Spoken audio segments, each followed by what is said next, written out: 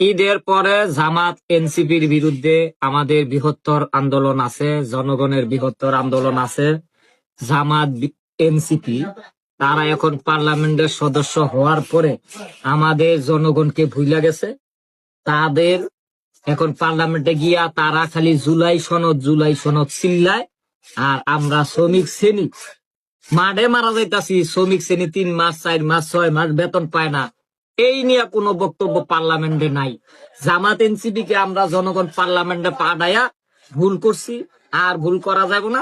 তাদের বিরুদ্ধেই আমরা ঈদের পরে আন্দোলন হবে। কেন তারা শ্রমিক শ্রেণীর ব্যাপারে পার্লামেন্টে কথা এখনো বলতেছে না?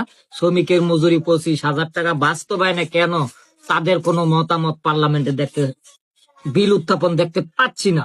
এজন্য জামাত এনসিপির বিরুদ্ধে আমরা জনগণ মাঠে নামবো। কেন শ্রমিক শ্রেণীর মজুরি 25 হবে এইটা নিয়ে আলোচনা সেইখানে পার্লামেন্টে জামাত এনসিপি করতেছে না।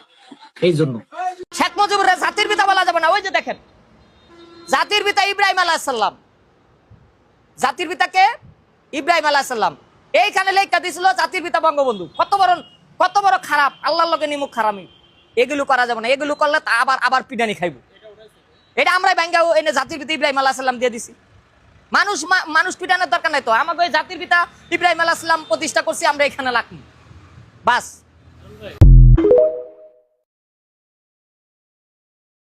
চা খাইয়া যাবে, দোকান মোকানে চা খাইবেন আর আমার নামে কইবেন যে খাইরুল ভাই চা খাওয়াইস। ঈদ মুবারক, ঈদ মুবারক, ঈদ মুবারক। সারা বাংলাদেশের জনগণকে ঈদুল ফিতরের শুভেচ্ছা, ঈদ মুবারক। আমার বক্তব্য যারা আছেন তারা ঢাকার পল্টনে চলে আসবেন। ঢাকার পল্টনে মানে এত কোটি কোটি মানুষ, 20 কোটি মানুষ, জায়গা তো দেওয়া যাবে না।